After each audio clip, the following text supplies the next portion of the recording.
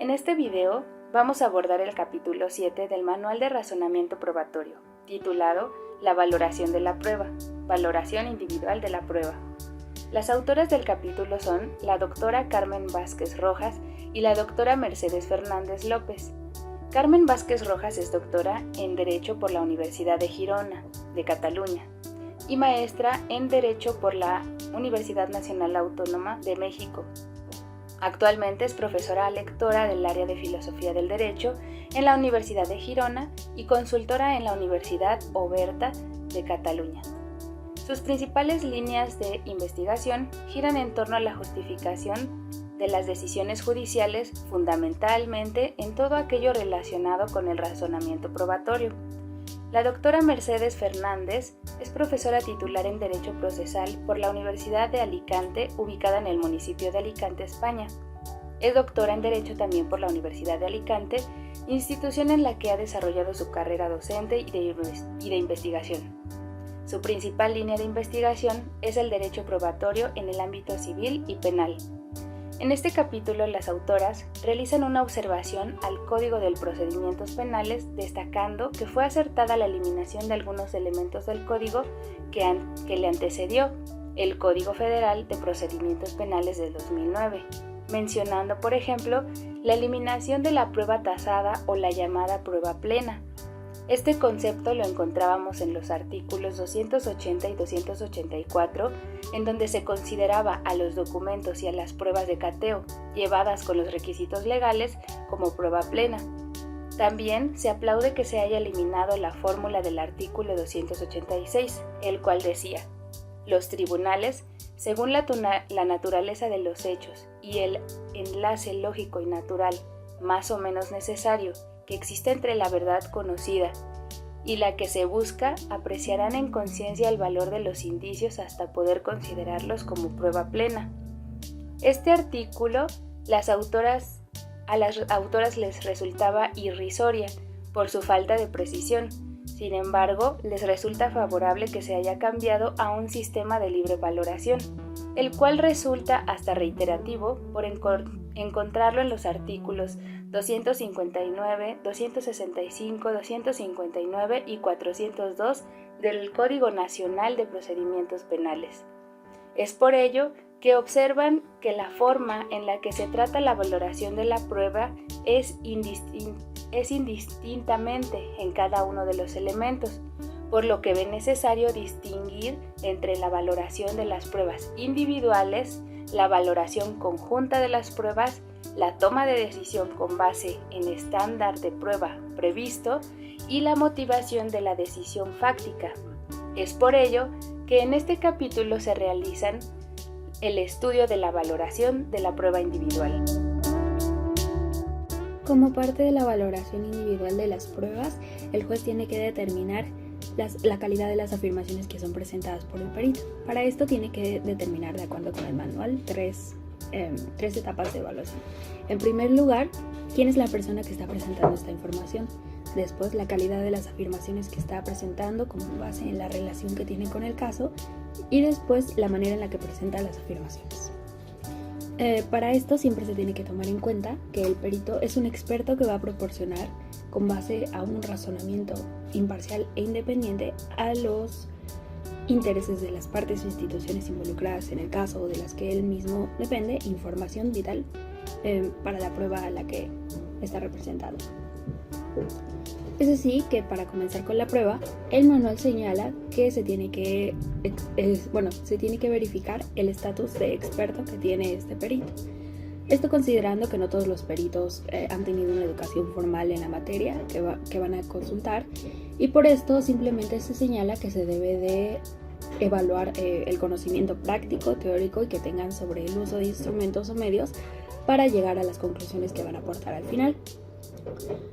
Como parte de la evaluación del sujeto también se va a considerar su imparcialidad.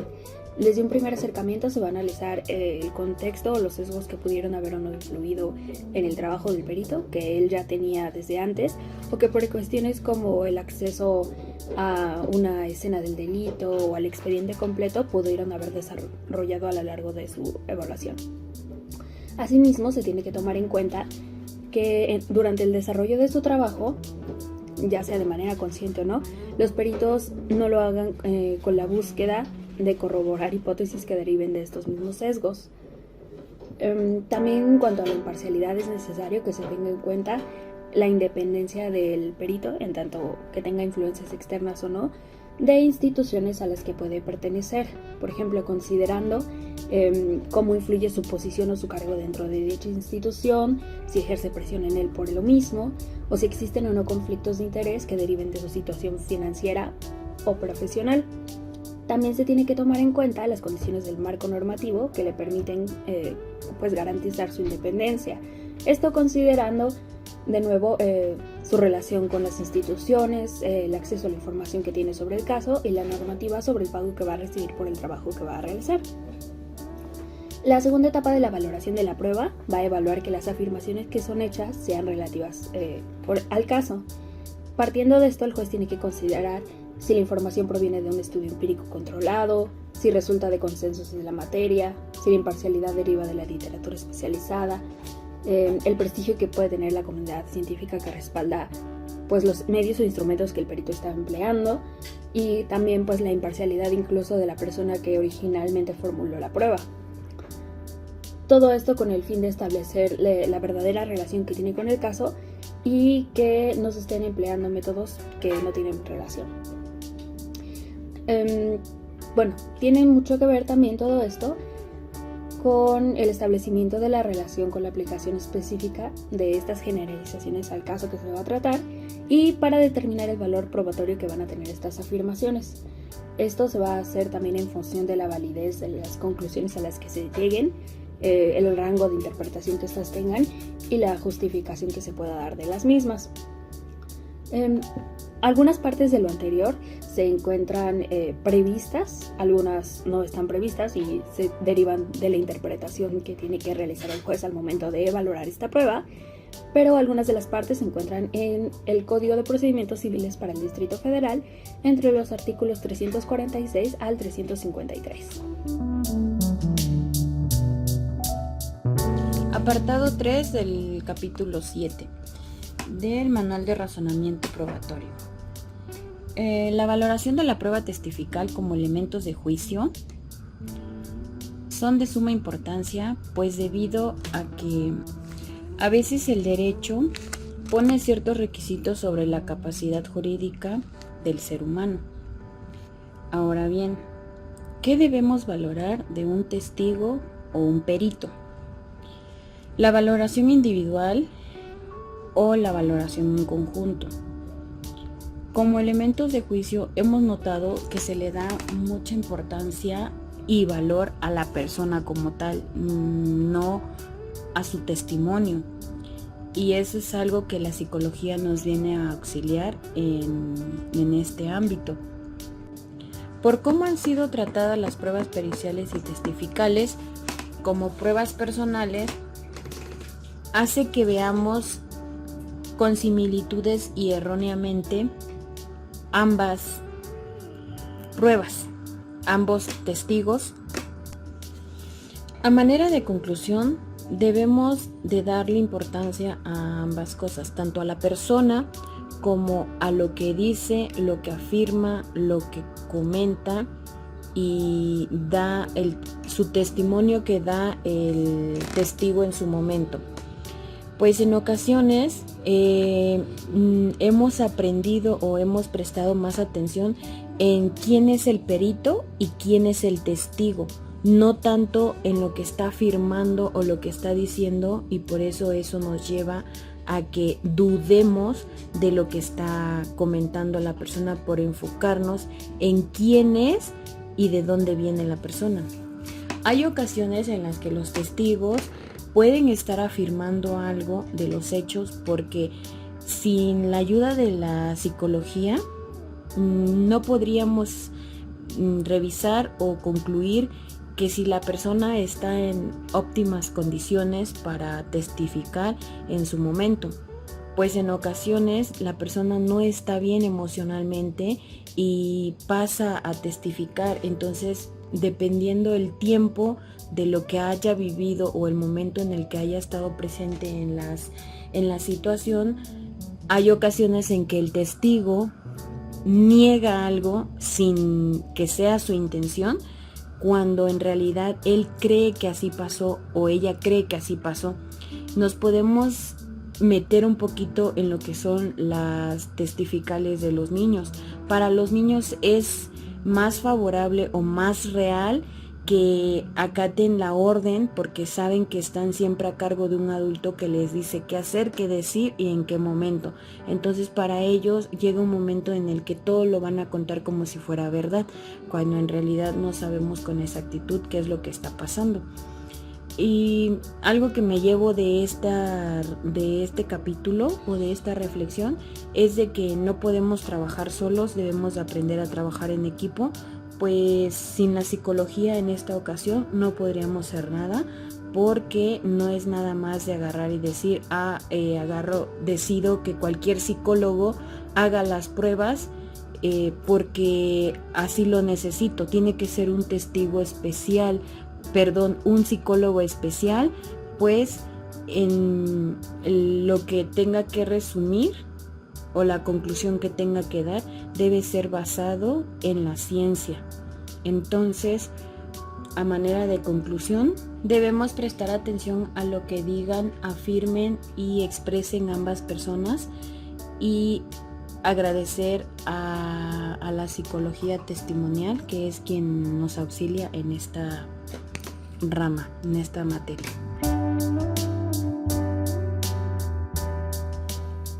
Mi nombre es Isabel Vera y en esta ocasión me toca hablar acerca de la investigación empírica, que demuestra que los testigos ajenos al suceso y las víctimas suelen aportar diferentes tipos de información que impactan directamente en los detalles.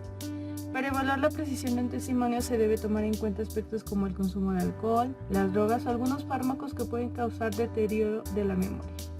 Otros factores importantes incluyen la retención y la recuperación. El tiempo puede distorsionar la información, siendo el principal en la reconstrucción de los hechos, lo que da como resultado una memoria autográfica donde se busca la información precisa.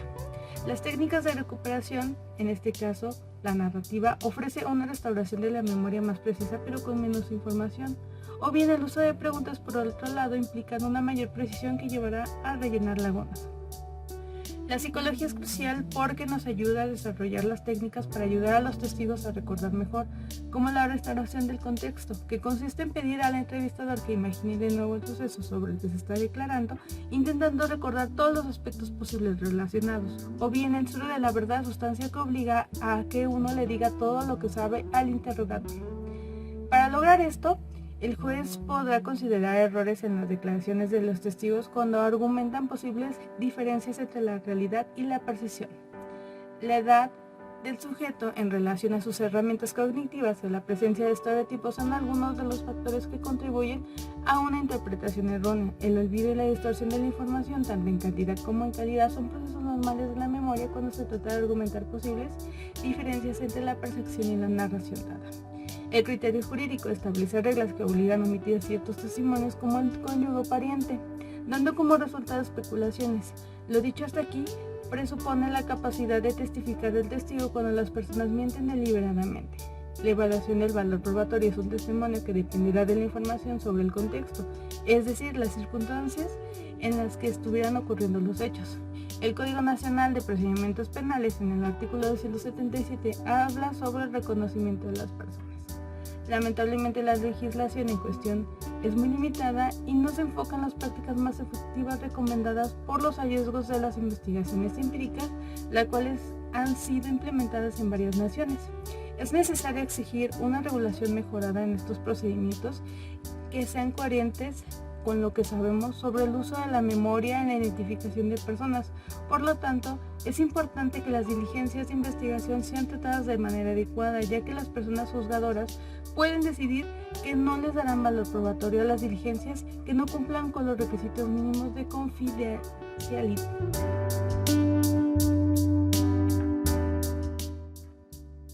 Como ya se mencionó, existen diferentes tipos de prueba, existen las formas de presentarlas, quién las presenta, cómo la presenta, qué valor tiene el que las presenta, qué educación tiene el que las presenta, la certificación, si pertenece a un conglomerado académico.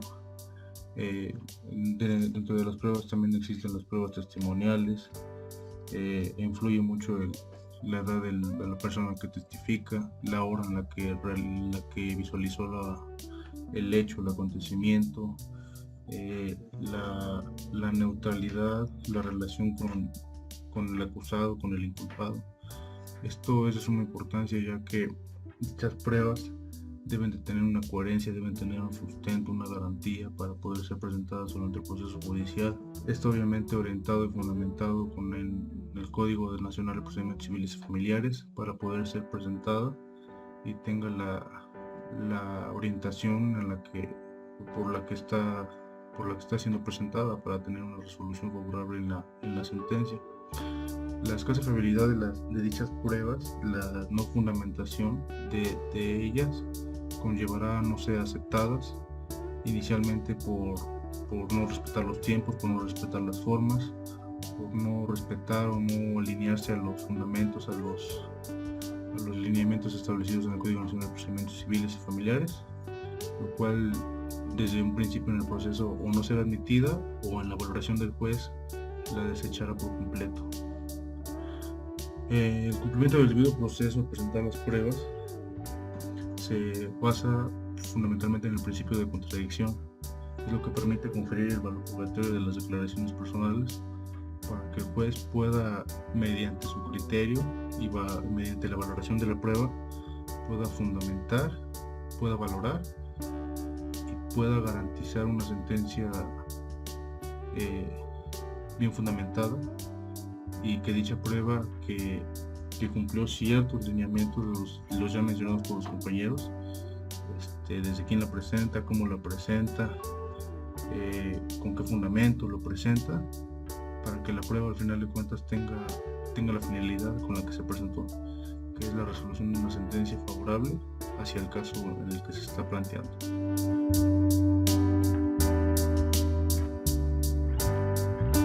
La declaración del acusado, el valor argumentativo del silencio.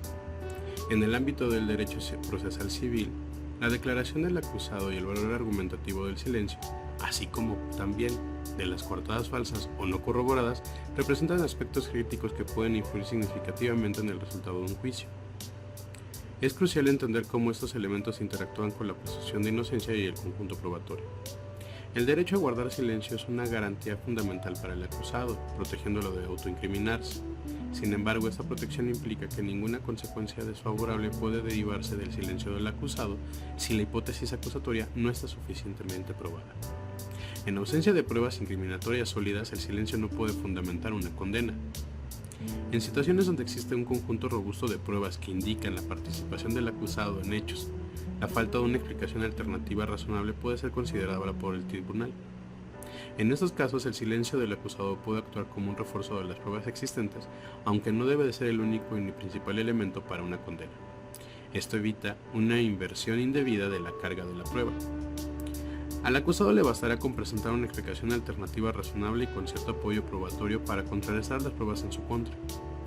Si las pruebas de carga no alcanzan el grado suficientemente de fiabilidad o si existen dudas razonables, el silencio del acusado o una declaración falsa no puede suplir la falta de pruebas y conducir a una condena.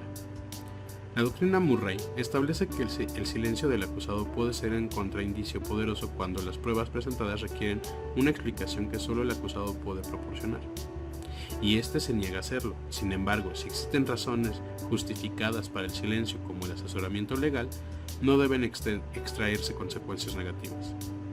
En la práctica, el silencio puede comunicar mensajes dependiendo del contexto. Aunque el silencio no es un signo de culpabilidad, en ciertos casos puede reforzar un cuadro probatorio robusto si no se presenta una hipótesis alternativa plausible. Eso no significa que el silencio convierta al acusado en sospechoso, sino que refuerza la conclusión de un conjunto de pruebas sólidas si no se ofrece una explicación razonable. A manera de conclusión, es preciso señalar que el valor del silencio y las coartadas falsas son más argumentativos que probatorios. Su importancia radica en reforzar un cuadro probatorio ya sea sólido para pero nunca debe utilizarse para completar un conjunto de pruebas poco concluyentes. El silencio del acusado no es un indicio de culpabilidad por sí solo, pero puede tener relevancia en la valoración probatoria que determine ciertas circunstancias.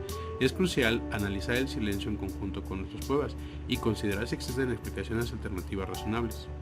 Por último, cabe señalar que la jurisprudencia destaca que el silencio puede ser un contraindicio poderoso en ciertos casos, pero su significado debe interpretarse con cautela y no puede ser utilizado como único fundamento para una condena.